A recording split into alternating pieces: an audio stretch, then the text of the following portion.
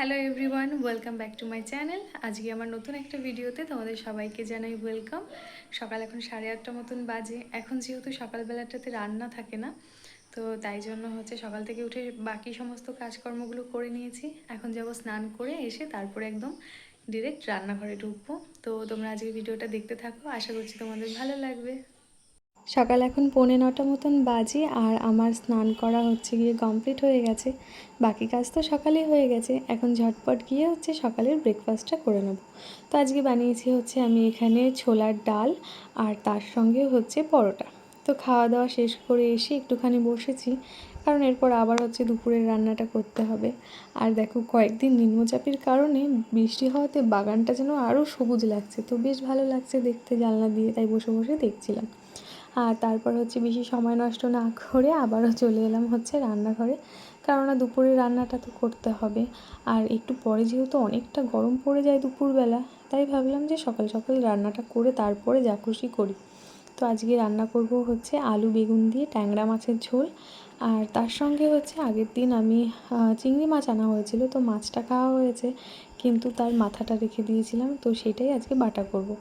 এখানে এই যে আমার হয়ে গেছে ট্যাংরা মাছের ঝোল আলু বেগুন দিয়ে, আর এখানে আছে চিংড়ি মাছের খোসা বাটা মাথা বাটা। তো এটা আমার ভীষণ ভালো লাগে খেতে। তারপর দুপুরবেলা খাওয়া দাওয়া করে একটা টানা ঘুম দিয়েছিলাম, আর ঘুম থেকে উঠতে দেখি যে কি সুন্দর রোদ উঠেছে। আসলে নিম্নচাপের কারণে এখন তো রোদ দেখাই যায় না, কিন্তু দুপুর থেকে না বেশ সুন্দর রোদ উঠেছে। তো এখন 4:45 মতন বাজে, আর উঠে আমি 4টে খেজুর খেয়ে নিলাম। আর তারপর চলে এসেছি এই ঘরটাকে একটুখানি পরিষ্কার করতে। তো গিয়ে দুপুরবেলা কিছু জামা কাপড় কেচে রাখা হয়েছিল, কিন্তু সেটা গিয়ে আর ভাঁজ করা হয়নি। তাই ভাবলাম যে ভাঁজ যখন করছি তখন গিয়ে একেবারে আলনাটাকেও একটু আবার ভালো করে পরিষ্কার করে নিই। আসলে এই আলনাটাতে শুধু আমার হাজব্যান্ডের জামা কাপড়ই রাখি, আর তাতেই এত কি অগোছালো করে ফেলে, একটা নিতে গিয়ে আর একটা কি ফেলে দেয়। তো এই আলনাটা মোটামুটি দিনে আমাকে 2 থেকে 3 বার গোছাতেই হয়। আলনাটা গোছানো হয়ে গেছে। এখন গিয়ে যেহেতু আমি ঘুমিয়েছিলাম দুপুরবেলা, তাই ভাবলাম যে বিছানাটাকেও একটুখানি পরিষ্কার করে নিই। আসলে টান টান বিছানা থাকলে না বেশ ভালো লাগে দেখতে, তাই জন্য আমি চেষ্টা করি সবসময় বিছানার চাদরটাকে একটু সুন্দর করে টান টান করে রাখার জন্য। আর যেহেতু সেই অনেকটা সকালবেলা ঘর টর ঝাড় দিয়ে মুছেছিলাম আমি সকালে সেই 6:30টার দিকে, আর তারপর তো এই সারাটা দিন এইভাবে চলছে, যে কারণে একটু ধুলোবালি হয়ে গেছিলো। তাই এখন হালকা করে একটুখানি ঝাড় দিয়ে নিয়ে তারপর এখন ঘরটাকে মুছে নিচ্ছি। আর না হলে তো আবার সেই কি কালকে সকালেই মুছতে হবে, তাই ভাবলাম একটু মুছেই নিই। দুপুরে যেহেতু আজকে আমার লেবু আর ফল খাওয়া হয়নি, তাই এখন ঘরটার মুছে এসে ভাবলাম যে এগুলোকে এখন খেয়ে নিই।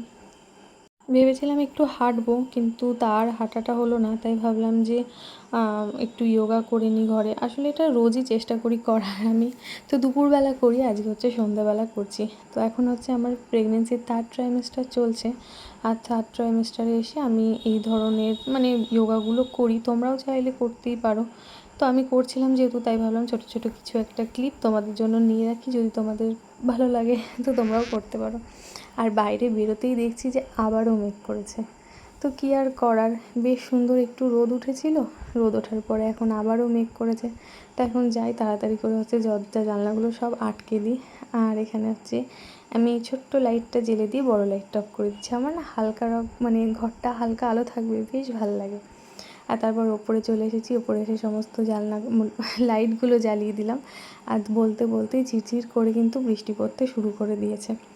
আর যেহেতু সেই অনেকটা সকালে স্নান করেছি আর যোগা করলাম, অনেকটা ঘেমেও গেছি, তাই ভাবলাম যে একেবারে আর একবার ফ্রেশ হয়ে নিই।